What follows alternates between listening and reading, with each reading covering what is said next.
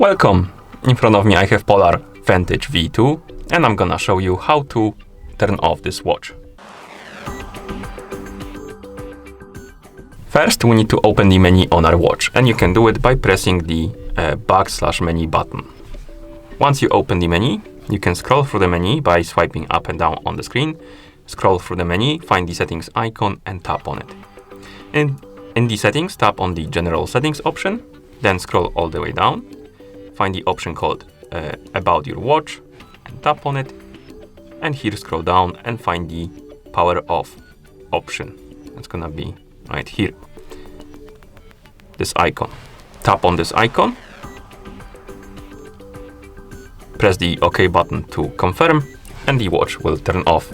It will take a second or two. And that's how you turn off this watch. Thank you for watching.